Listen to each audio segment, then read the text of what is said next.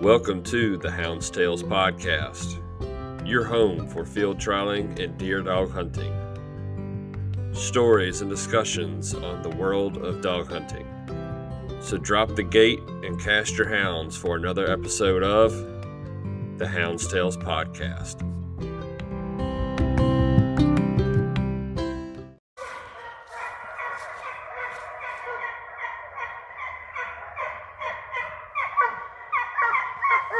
All right, everybody, real quick before we get started, I do want to do a little pre-introduction here. The guest tonight, turns out that me and him get to talking and recording that we don't know how to stop talking. And it turns out that we go for almost 2 hours. So instead of having one 2-hour episode, I decided to split it up. I found a good halfway point in the middle. And we're actually going to turn this one episode into 2 episodes. So this week, you will get the first part of the episode.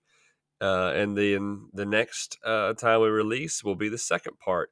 So a little suspense for everybody to make y'all tune in for the next one. But I thoroughly enjoyed it. I had a great time recording with this guest, and I hope y'all enjoyed it nearly as much as we enjoyed recording it. So without further ado, here you go. All right, everybody, welcome to the Hound's Tales podcast again. I'm your host, James Hudson, and tonight with me, I have a guest. He is the owner of Outdoor Dog Supply, Mr. Billy Gray. How you doing tonight, buddy? Absolutely wonderful. Good deal. Yeah, you better throw Beach Billy in there. Half the people you're talking won't know who you're talking about. You know, I just looked you up on Facebook and I found Beach Billy was the first one to come up. I said, well, that's got to be him. That nickname came years ago when we started the Outside Beagle series. And about like now, I normally was in flip-flops and a pair of shorts, and it's got to get really cold for the flip-flops to go away, and the name stuck. So I understand. I still get some funny faces now and then, but I think most people have gotten used to it. Yep, there's a guy that does the Foxhound field trials. It's just like that. I think it was January this year, and it couldn't have been no more than 40, 50 degrees outside, and he was walking around in flip-flops. All I could do was shake my head.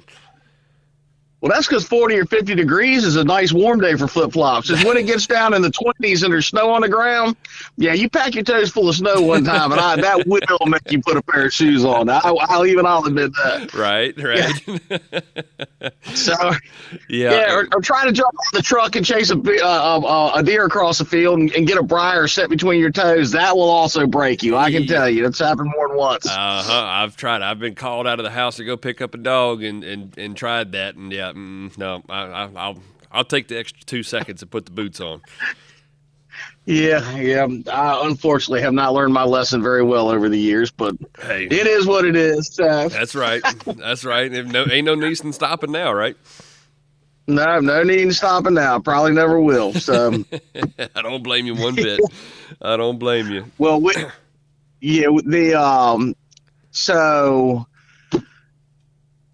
let's get started. I know you wanted to give me me to give a little introduction. It's Bill Gray, Outdoor Dog Supply. I think most people know we ship a lot of orders all over the country. We're based right out here out of Virginia, and I've been running dogs now we looked at it right at 20 years. Inherited my first pack of dogs about 20 years ago, and I kind of inherited long-legged beagles from the get-go, and it's something I've always stuck with, and all my dogs are pretty much go back to just about all my original stuff. So, that's awesome. We've always been big. We've been big into my daughter. Matter of fact, she was just had a 2-day a couple days ago. And so we're pretty much stay in the Fox Beagle division is which we've always kind of been in, and was in the Outside Beagle series, which pretty much was, from Appomattox to, all the way down here to Suffolk at one time. And, it's now with the outside and the struggles with the field trial world, a lot of the outside stuff is ending. So we're pretty much seeing more stuff in the pens. Yeah. I know last year it really it changed over pretty hard, right? Am I right on that, or was it before that? Yeah, pretty much what happened is the laws really didn't change much, but apparently somebody got to a lot of the big logging companies that a lot of the hunt clubs lease land from, and just made it really, really hard. And, you know, as we all know, there's very few hunt clubs out there that have any amount of land that aren't leasing it from some type of timber company or logging company. Right. And so the liability thing pretty much went, and it's just something that has not been able to be addressed or corrected yet. And I really hope they do, because it's some, you know, it was something that raised a lot of money for the clubs. It was great for the local communities.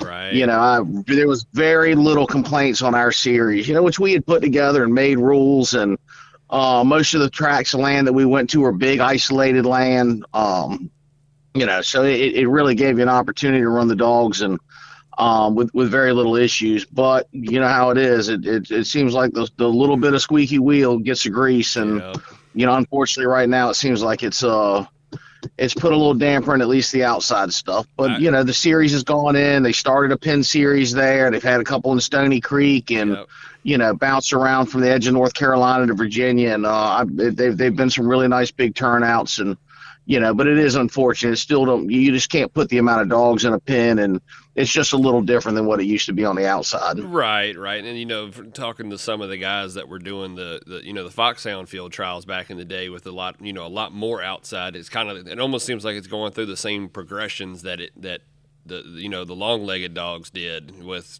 going from the outside to the inside slowly but surely kind of thing.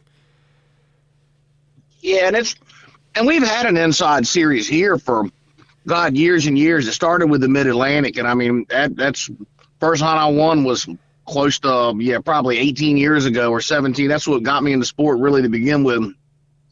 All because I was told there was no way I could win with a deer dog. So you know how that'll then you go do it, and 20 years later, I'm still going to trials. You know, I swear, you know, and I've heard so many, and it happened to me too. You know, my first one I placed, and I was like, there's no way that it's like almost like a bug that these hunts know, like, oh, I've never seen that guy before, that he's got a place today. Like, if we get him to place, he's gonna get hooked, and we'll have somebody else in here. And sure as shit, every time.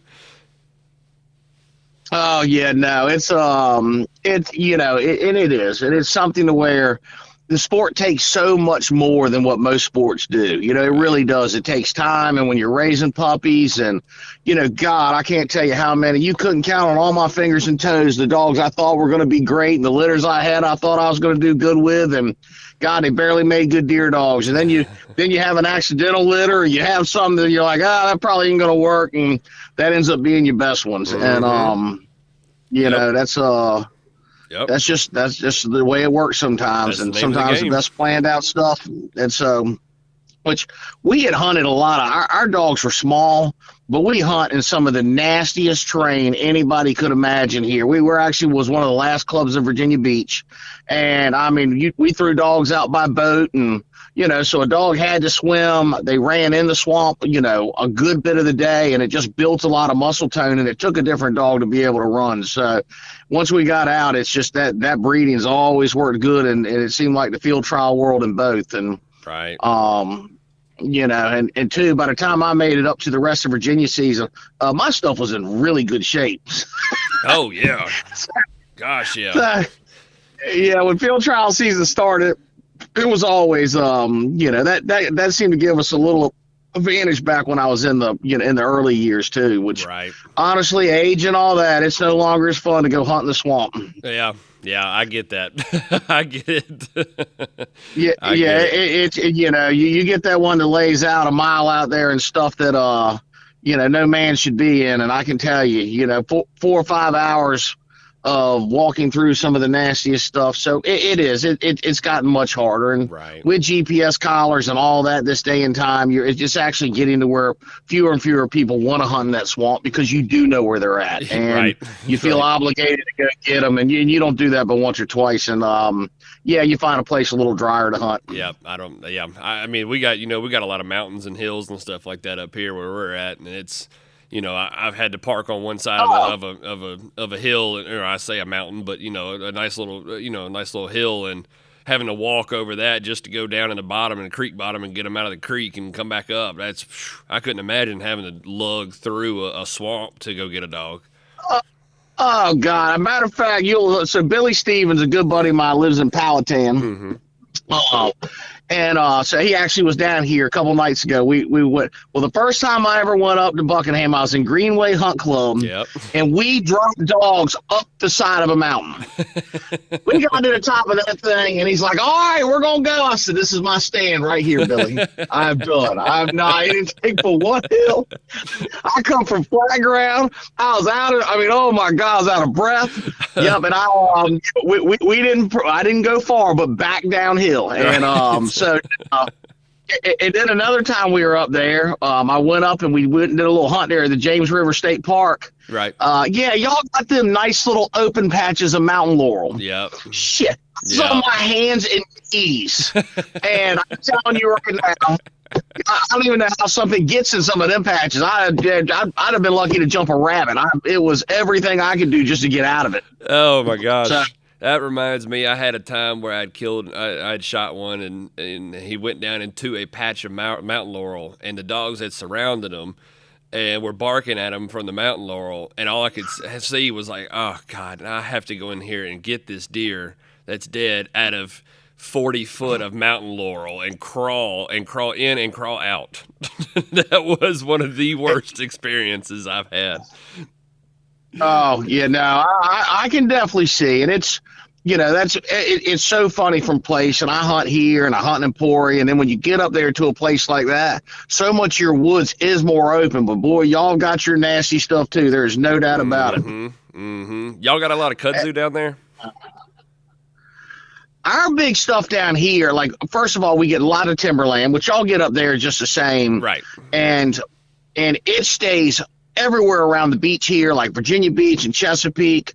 It stays nasty thick for years. And then even when you get into Gates and, even parts of Southampton. Now, once I get up to closer to like the other side of Emporia, we're in a club up there, Cato Hill.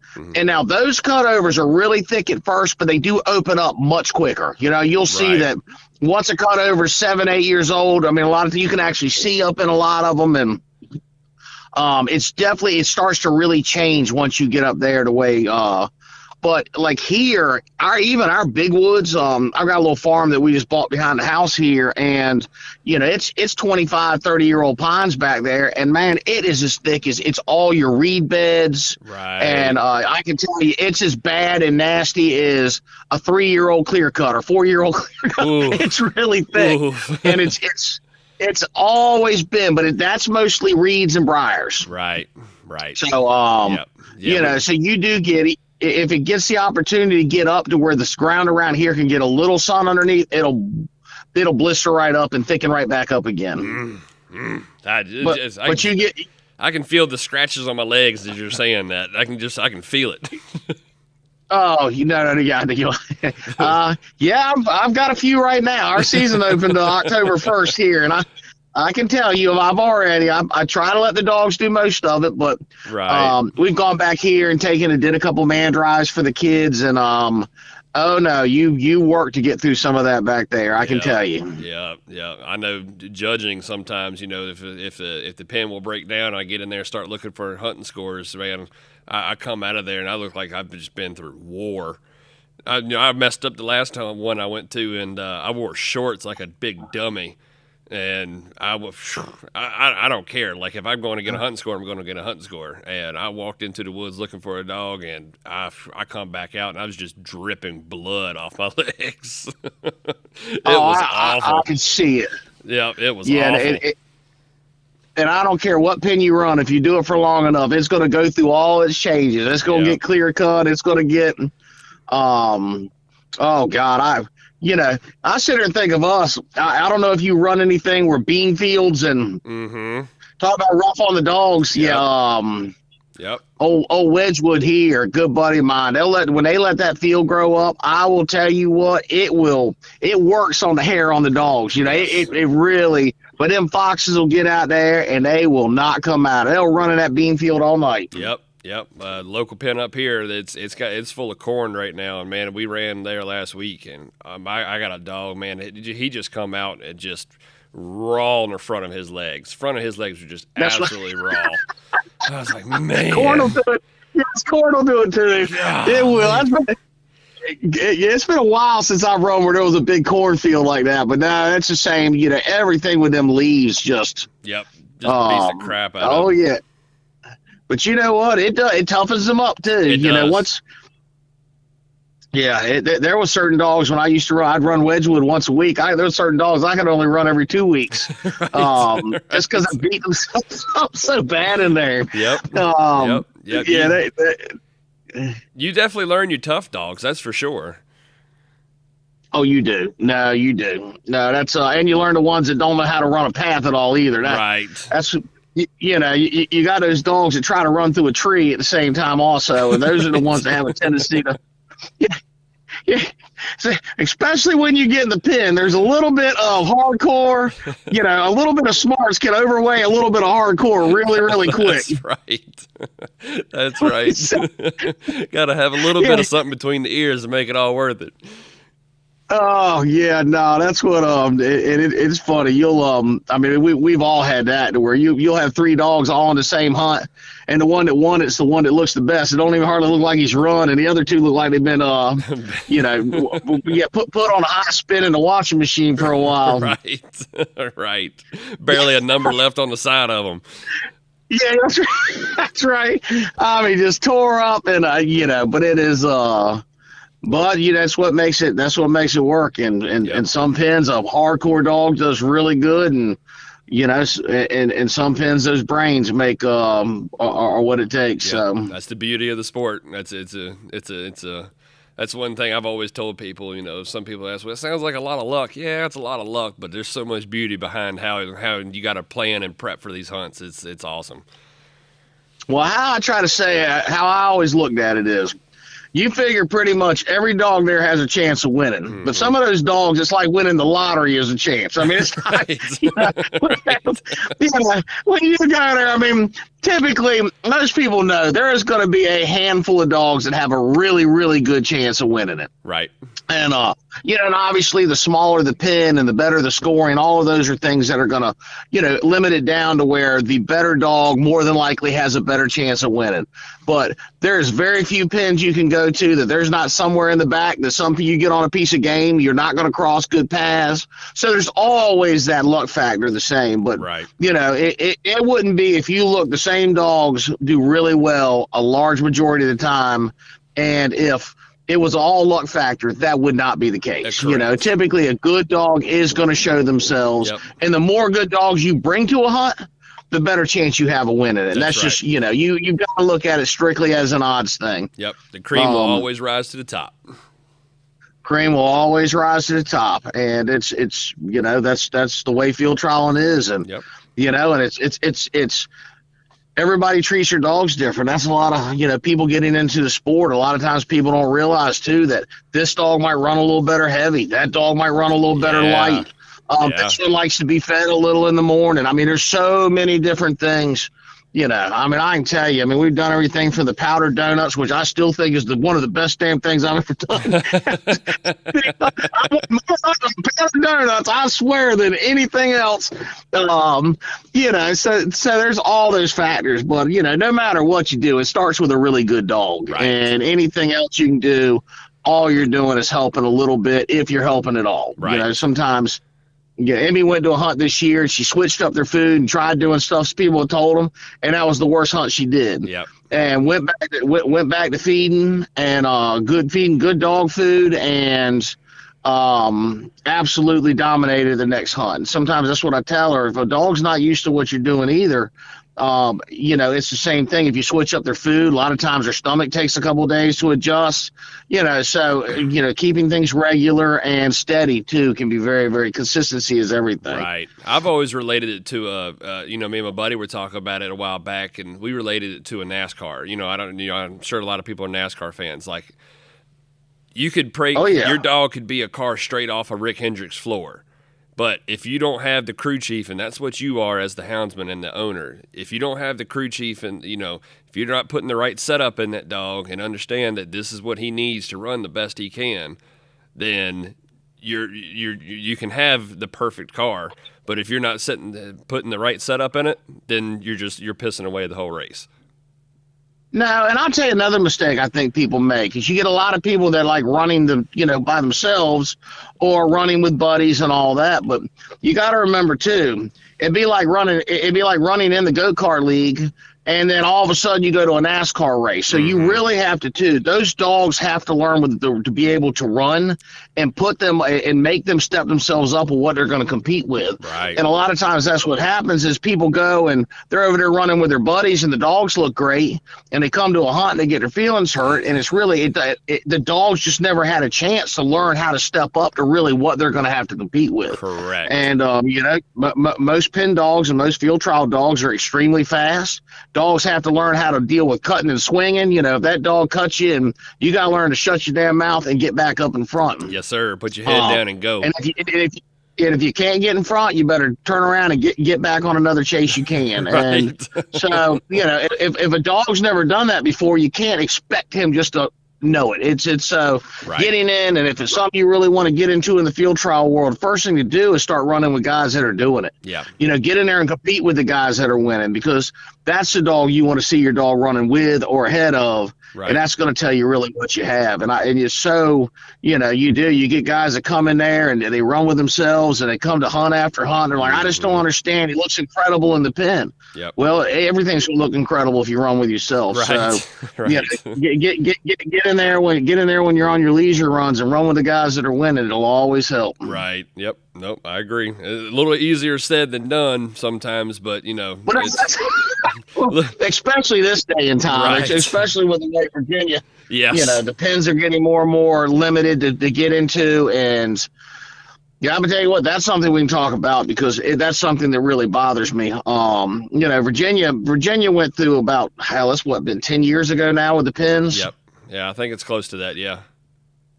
Which is so funny now because everybody's talking about landowner rights with right to retrieve and everything on the outside, but yet it's the same group that, so 10 years ago, basically everybody's land rights were negotiated away. If I want to put a pen back here on my 140 acres, I now legally cannot do it in the state of Virginia. Right. Now they want to start limiting field trials.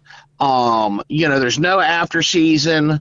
Now they're talking about, bigger tracts of land.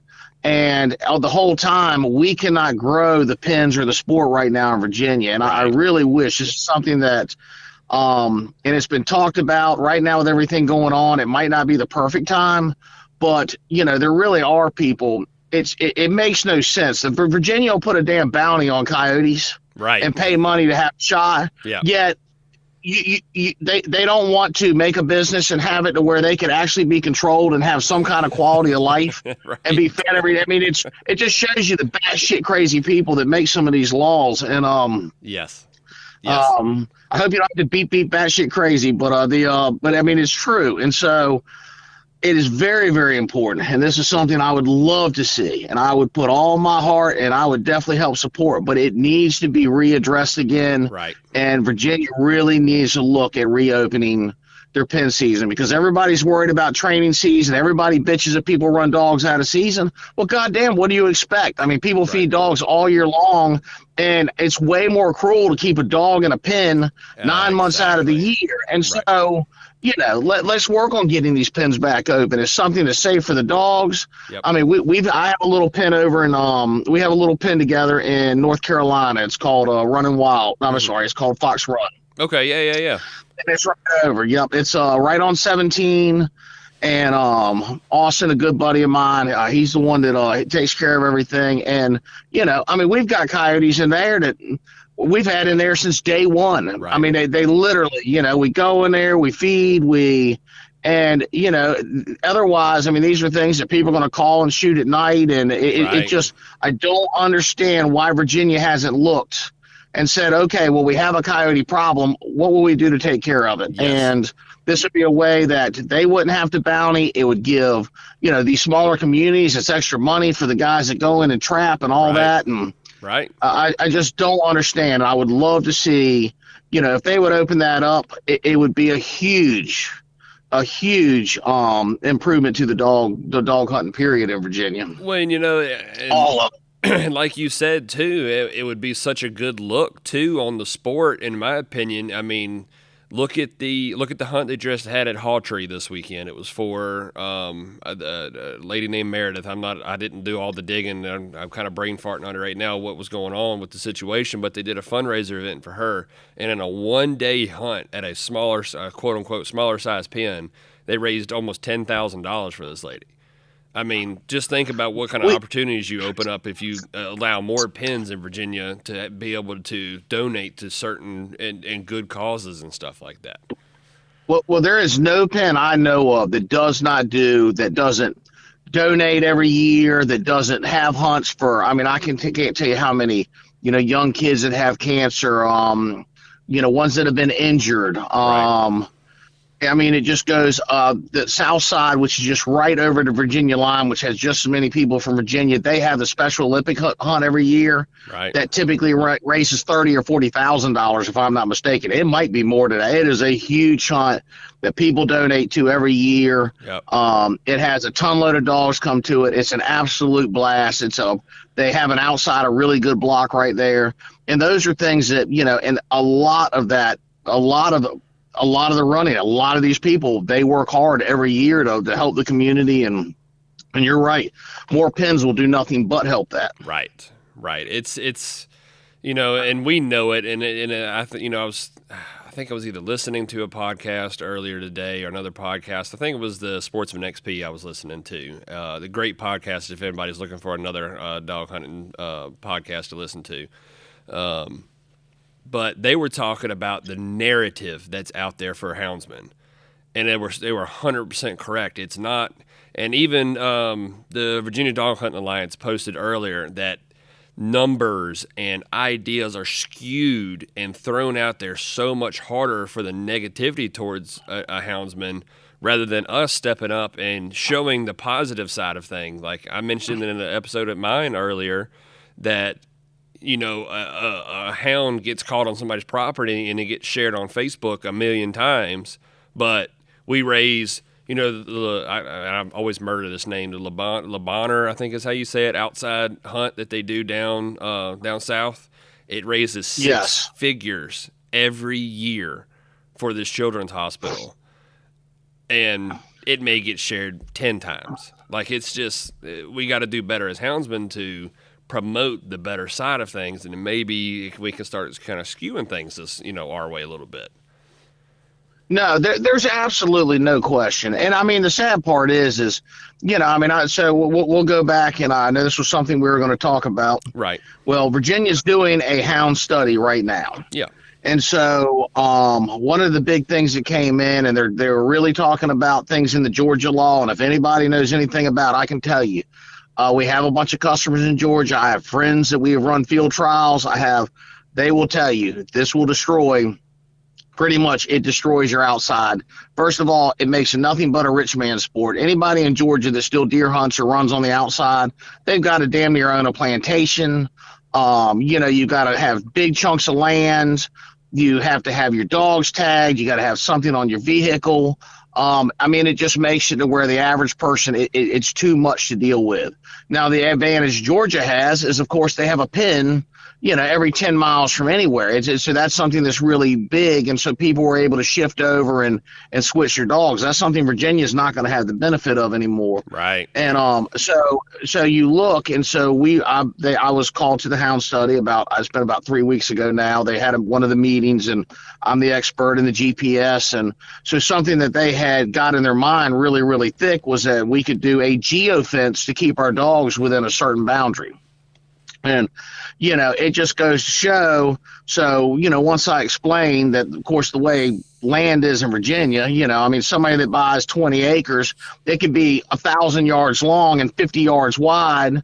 And it's impossible to keep a dog out of a 5,000 acre tract to cross his little teeny finger. It's just, right. There's no way the way land is, you could never create a boundary, a fence boundary and an underground fence, and all of those are things that a dog has to be able to create a memory, and you could never do it. Right. And of course, the type of running we're doing, we're not running a bird dog that's jumping a deer and running at 200 yards and coming back. Right. We're running something that's actually going to push the game, get it out of the swamp we're trying to hunt in, get it out of the big block get it out of that 300 acre cutover. And again, this is the part of the world that's about the only way you're going to control the deer population. Right. Or people are just going to shoot them at night and let them lay, and it's really, really sad. Right. Well, in that, so it made me wonder. So they sent me over a copy of the, thing, and I'm sitting there reading, and I mean, I know what I said at the thing, and even what they were hearing from me wasn't what I was saying. And so I had to go in and redo the whole thing for the meeting. Wow. Because it's still, they're trying to angle what I'm saying their way. Right. And, unfortunately it's not, GPS collars still aren't the perfect answer, but here's the truth. Think of dog hunting 10 years ago versus now. And that's what I set up at the meeting. I said, what I don't understand is, why are we dealing with this so hard now? I said 10 years ago it was beep, beep collars. Every Sunday you came up and down the interstate, and unfortunately there were hounds that had been hit, and hounds, and, and back then you guessed if it was on somebody's property. Right. Now there is no guess anymore. If somebody comes on your property to get their dog, he's running up there because their dog is on your property, on the property. He's just trying to get it out of there. And then at the same time, you don't have dogs left out. Anymore, if you don't drop dogs at 4:30, more likely it's going to be crickets for the rest of the evening. I mean, we just don't have the same benefit. Right. And so, and the outside doesn't affect the field trial world. Well, you would think it wouldn't affect that too much. But the truth is, hunting alone is a really, really big fight. Yep. And dog running in itself right now, we have a really good group of people. It's a lot of people in Virginia that do it. Right.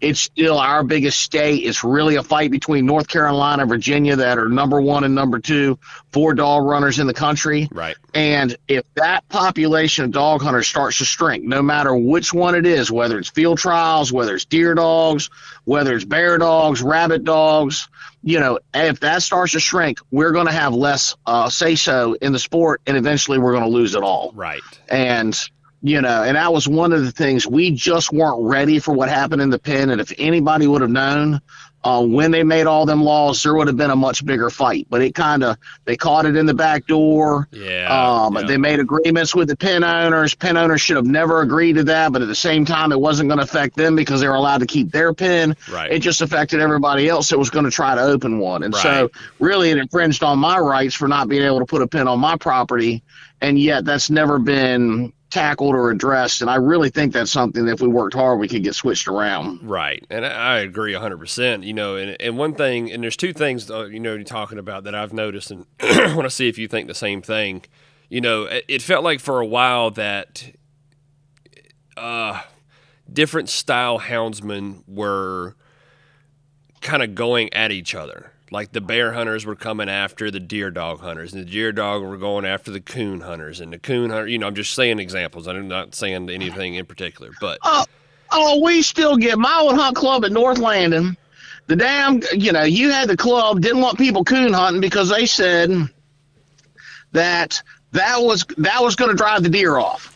We'd walk out, and I'm not a coon hunter, but I can tell you this: we'd go out there at nighttime, and you'd shot a deer, and that son of a gun lay right on the ground and let you walk right past it. Dogs go by. Those dogs aren't going to mess with them. So to sit there and say it's running all the deer away from the farm, when I've been out there and seen it, and very oftentimes it's where people don't educate themselves, they don't do something, or they're just jealous that somebody else is doing something. Right. So I can tell you really in a whole. Dog hunters have to stick together, well, and whether like you bear hunt. It seems like here lately that we really started I'm wording that wrong. That we have started joining together as forces. Like you don't see that. Well, if the deer hunters would quit doing this, or if the coon hunters would quit doing this, then we'd all be okay. It seems more and more lately that I guess people's eyes are starting to finally open up. Like, hey, if we don't lock arms and put away differences and quit giving each other shit, then everybody's gonna lose. Everybody will lose. Well, that is one thing that I can tell you. I think at least the Virginia Hunting Dog Alliance, the big association in South, oh my Lord, Southampton. Yeah. all these big associations are realizing they're not just deer hunters. They're not just, so these are bear hunters, deer hunters. Right. We're getting rabbit guys in there. And so they're finally starting to realize, and these associations are realizing you're very small by yourself. Right. And so at the end of the day, what's more important, somebody's going to run bear dogs for 2 weeks out of a season. It might affect your deer hunt a little bit, or, at the end of the day, we've got to start sitting down and really working together and realizing that everybody's here for the same thing, whether it's bear, deer, raccoons, bobcats, coyotes. It's if you think about it, it's a huge, but at the end of the day, we're all kind of doing the same thing. We're all there because we love the dogs. Right. I couldn't imagine not doing it. Yeah. 100%. And so and these big associations are at least helping bring and make everybody realize that if we don't join together, we're not going to have it. Right. Right. Now, talking about some of these bigger associations, and I'm not in the clique like I should be and I want to be. I'm not in the meetings. I don't get to go to all of them. I'm not in the conversations and stuff like that, and I hope to change that. But from the outside looking in, it seems like for a long time, and this is just, and this is not just my thinking. This is a lot of talk from guys that, like guys like me that have been on the outside and don't know what really goes on inside. It seems like we're on that, or were on that backs against the wall. Let's just hold steady with what we got, and let's not make any kind of aggressive moves. Let's not be on the charge. But let's just stay content. We're good right here. Let's keep the peace, and that's what we're going to do. Is that accurate, or am me and other people thinking wrong on that? Well, I tell you a little now, and obviously I need to be in the clique more, but I go to Richmond at least a couple of times a year, and we know most of our delegates, and I try to be as in depth, and I do talk to both associations, and like I said, at the meetings like this, I do a lot of that. So I think a lot of what happened originally was when the Penn Association went in, and the sad part is when it was originally done, it was 100% illegal. Mm-hmm. It was not done like it was supposed to be. Gotcha. And about 2 years after that, the courts went in, or Virginia, whatever it would be, the Virginia, that would be the Senate, and they went in and passed a law and added it in that actually made, open a new pen in Virginia illegal. Right. And so we have been in such a war with just the outside, so they have fought for right to retrieve. Right. It has been one war after another, and the pens have never been forgotten, because I can tell you a lot of people in that other association run the pens just as much as they do the outside also. Right. But the way it was gone in, it's going to be a bigger fight. Mm-hmm. And it just seems like we're always fighting something. I'm not going to lie, when we finally weren't fighting anything, I think everybody was so reprieved that they didn't have to damn go to Richmond, every 3 weeks. And right. So, I can tell you, because I've always been a huge advocate for really working hard to get pins back. And somebody like me, I have a better argument than most, because one, it affects my business. Yeah, 100%. And then again, the land, and it was all done because one lady up in Congress did not like. She had it set in her mind, probably never been in a pen, but running a coyote or a piece of game getting killed is cruel, which I don't understand, again, because I guess the hundreds of rabbits that they eat and rip apart in a lifetime. Unfortunately, sometimes nature's cruel. It just isn't. Right. Again, the philosophy behind some of the thinking just doesn't make any sense. Right. So I've had that conversation. I really think. Go ahead. I'm sorry. Oh, again, no, and again, I'll go right back to the damn state would rather pay people. You do take an ear in and get $50. They'd rather pay people to go out, call, shoot them at night, risk. It's just, again, it doesn't make any sense when they could go in, be trapped, and have the ability to have a good life. And we both know they don't all make it, but at the same time, a lot of them do. And just like nature, guess what? They don't all make it out there either. Right. So, and I explained that to somebody one time. They were like, "What? Isn't that cruel, running a piece of game around like with no chance to escape?" I said, "No. Hang on. there's a certain amount of acreage. I had explained the acreage law and how many hideaways. And I said, and you're telling me that these animals that are kept in a pen with no danger, no outside enemies as like bear or anything else that can harm them, that get fed daily without having to hunt for food, are living a worse life than the ones out there that have hideaway holes. If it starts raining, they don't want to get wet, they can go hide. And they're like, they get fed, right, they get wormed, right. Shit, are getting fat because they're eating grapes. Damn, the muscadines in the pen over there. Right. Yeah, we got to slow them down because they go in there. And really, if you actually went in, and I know you've been in the pens where you get in there, there's that one coyote that'll meet you at the gate. He's ready to be run. I mean, so a lot of them, it becomes a game to them, and it's. So it again, once again, unfortunately, very oftentimes we're fighting people that are working on laws that are absolutely clueless about the sport itself. Right. And, it's just, it is something. And I'm telling you, that is something I would love to see. And it is being discussed. I'm telling you, that is something that I've heard multiple times. I've heard it from the Virginia Hunting Dog Alliance. Mm-hmm. Again, as soon as we seem to get a little bit of a break where we can go into something, they form a committee.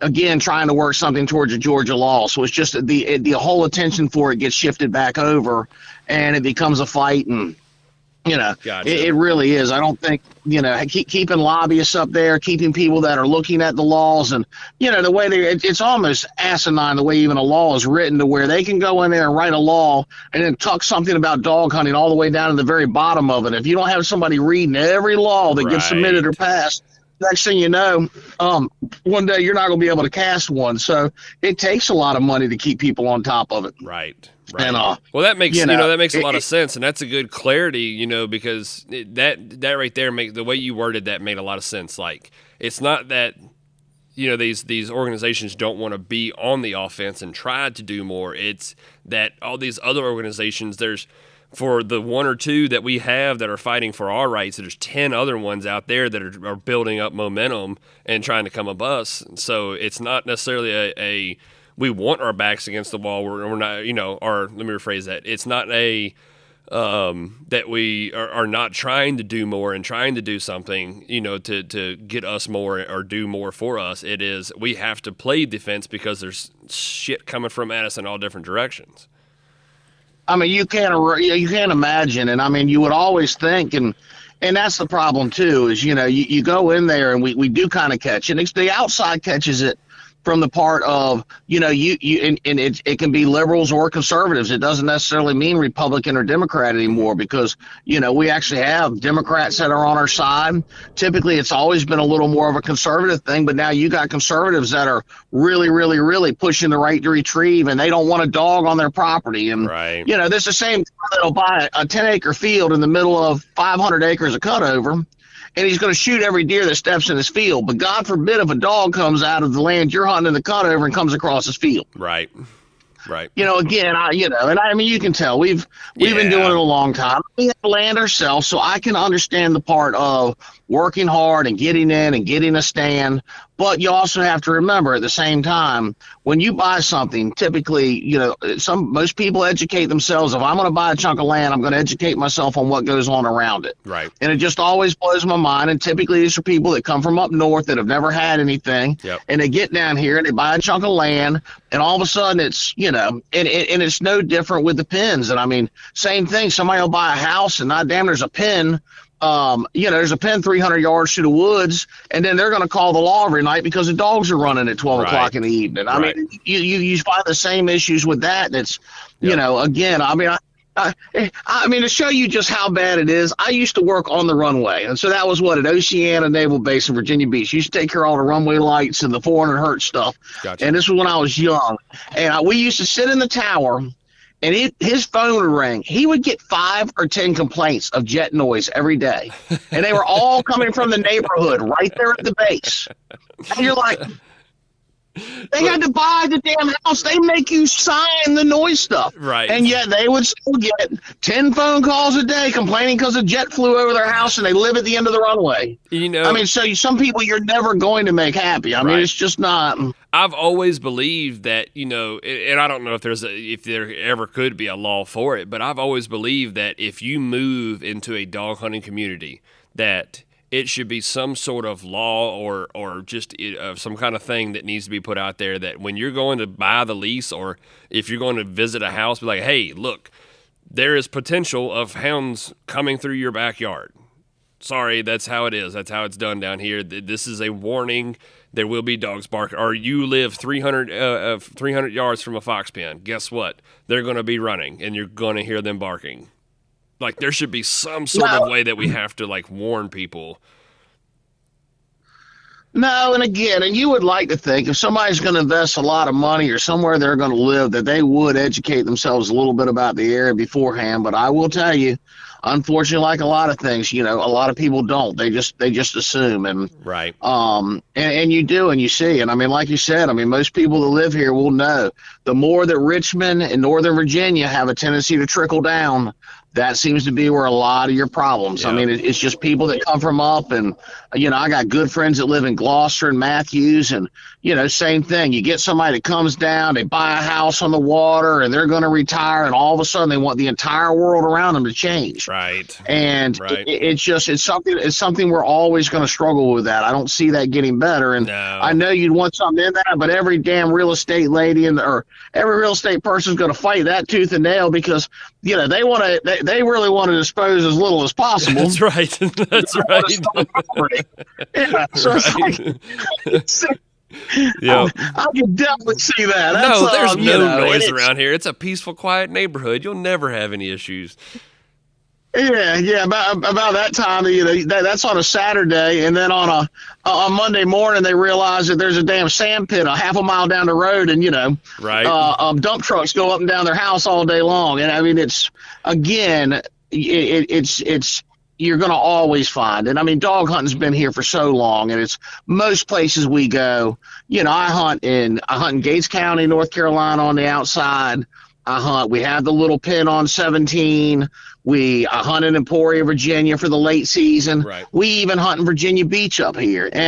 But we're in the most rural part, and it's a lot of swamp. But even here, it's really getting too difficult. It's even with the big chunks. If the dogs do get near the roads, it's just a lot of traffic. Yep. And so, and even though we can keep the dogs off the traffic, it's just something you having to stop and get off the road. And it is getting harder and harder here. So I can understand where eventually places grow out of the ability to be able to run dogs. I mean, it's that I understand 100%. That you can't change. Yep. But when you have huge, big, open rural areas, that really the only way you're going to control the deer population is to run dogs.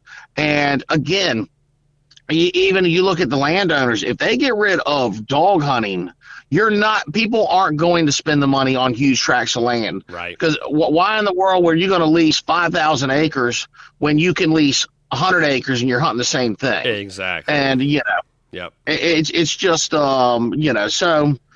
And I looked at, I think Texas was one of the last ones, and I had a few minutes the other day, and I was looking at some info online, and I was looking at Texas information. I'm sure this has been presented to the, and there's stats out there that have been presented in these hound dog study stuff. But so Texas got rid of dog hunting in 1990.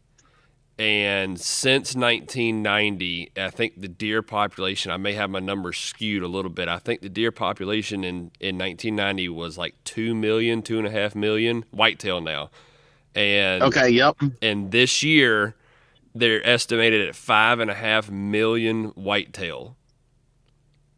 They're a nuisance in most places. Right. And that's, I mean, and just like there, but here especially, when you look at, I've got a place down in Camden, North Carolina. Mm-hmm. And now you talk about some shit swamp.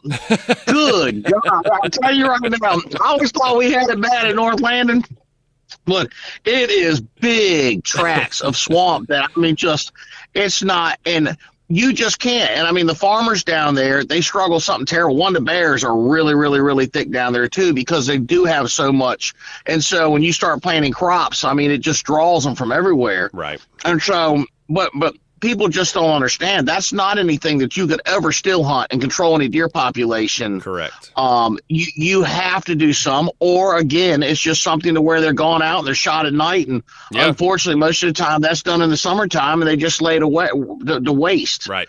And how anybody would rather that happen to a population of game versus, having young kids and people go out and, hunting in a group and all the deer gets used, and a lot of it goes, we have all kinds of programs here for, Hunters for the Hungry, where the deer are then given away. And it doesn't make any sense to me that, and the terrain and the areas, there's just a lot of them that that is why dog hunting started 100 years ago, is because guess what? Man won't meant to walk through some of that. Right. He gave a dog 4-wheel drive for a reason. Yeah, and it's big chunks of swamp. And I mean, there's the little place in North Landing we hunt. It's 1.25 miles from the last bit of high ground to the river, and it's 3.5 miles from creek to creek.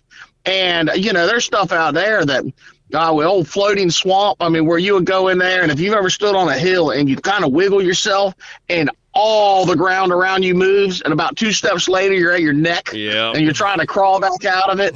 It's just stuff the average person, you don't man drive that. No. You don't, and then what happens is again, in the summertime and the crops, it's just, you have herds out there eating, and it's not good for the farmers. And so, the only way to control that type of stuff is running packs of dogs. And we get boats, and I mean, it's like I said, we were throwing dogs out in the water years ago, and man, it is an absolute, it's different, but it's a lot of fun. I'm going to have to come experience that. I've never done any swamp hunting. I'm going to come down there and experience that. Oh, anytime you're ready to come on. You will enjoy it. It's, I'm going to take you we up have a on good it. time. Now, let's... All right, well, go ahead, sorry. Go ahead. You're good. Your turn. Let's kind of touch back on this hound dog study real quick before we move on again. Okay. Is there any updates that you can give us? I don't know what's available to the public right now as far as, and I don't know, what you can tell us from the last meeting you were at. Well, as much as I can get, I think everything's public record. Right. And I think they're working hard, and I really think this thing was put out there. We went through an election a couple years ago, and we got a new governor, and we got some different things. And, I think this study kind of appeared over some big money being donated. That's between me and you, and I'm pretty sure that's the case. Right. And so, at the end of the day, sometimes when they actually get in there and study, and, the meeting I was at, they're trying to resolve a problem, but it's kind of coming down. There really isn't that much of a major problem. The things that we can't get them to say is there's a way more trespassing tickets turkey hunting. Right. So there's a lot of other sports that are more severe to the game and inland fisheries. Right. The biggest thing is you have a handful, and it really is just a handful of landowners, though, that will not give up on this thing. Right. And so what they did is they formed a committee, and it's about 20 people on the committee, and they're from all sides. It's a bunch of dog hunters in there. We've got some really good people representing us. And, and you've got some landowners in there, and it's funny. They'll all tell you that they don't want anything to happen with dog hunting, but then they're all going to tell you they don't want a dog to step a foot on their property. Yes. And so, unfortunately, again, that's really the type of hunting we do. And it would be the same thing is somebody saying, oh, I don't want to get rid of pin hunting, but I don't want to ever have one that's near me to where I could possibly hear it, or I don't even want to drive by and hear it. And it's exactly. Like, okay, that sounds like you really want it. And so that's kind of what you get out is it sounds like half of them are trying to tell you they're on their side, and really they're not on their side as far as that. Yeah, exactly. Exactly. And so, and then you got the side of, and there's guys out there. There was one there that he uses bird dogs and he loves to hunt. And I've got another buddy that has bird dogs. And I tell you what, you get in there and little cutovers and little blocks, you can murder some stuff with a couple of good bird dogs. I mean, they are, but that's what they do, though. They're not running dogs. They're jump dogs. Right. And all they do is push the game out, and so they're going to come back to you. So they're very, very easy if they get a little far, tone the dog back. But that's not what we use or hunt with, and that would never work in any of the big pieces of property that we actually hunt. Correct. And so you have somebody there that hunts his way that goes, well, I can do it with dogs. and so that gets people listening. But unfortunately, that has got nothing. It is completely. It's really no different than us man driving back in the old days. Right, He's just right. a lot smarter than he's just a lot smarter than we were. Right. He's got dogs in there jumping and stuff. Let's crawl through all the bushes and shit doing it. So, right. You know, yeah. Yep, so yep. No, I really, it's a great, and I know Mitch, my good buddy in Palatine, Mitch McGee. He's got bird dogs, and he absolutely loves it. And matter of fact, he was supposed to come down and hunt with us last year, and I need to touch base with him. But those dogs will go in there, and he can hit little blocks with them, and he can control them. And the biggest thing you have to worry about them is a lot of times they come out, they're on the deer's butt for that 200 yards. Right, right. They will make a lot of noise. So you got to have a good group with you that knows, dog safety, very, very important. Yes. So, but going back to the study, so you do have a very, very broad amount of people. And then you also have some that absolutely know nothing about the sport at all. I mean, right. When you are getting in, I'd say the majority, of course, all the dog hunters, they knew about the equipment, had a good general idea how it worked because they've used it. And these other people were really, really clueless. So, we had to go and explain that, it has a lot of accuracy and that part's great. But as far as being able to control and stop a dog on the dime, that's just, it's just never going to work in this area. Right. Right. Yep. No, so it is very, very important. And I'm pretty sure we'll hear more if it starts to go one way or the other. But when I was there, and from what I understand, it's kind of in a limbo right now because I don't think they really have a direction to take it. Gotcha. Obviously they were, I think they had in their mind that, hey, we could do a boundary and a dog will stay within that boundary. And I think they've at least got the understanding that that's not a viable solution. Right.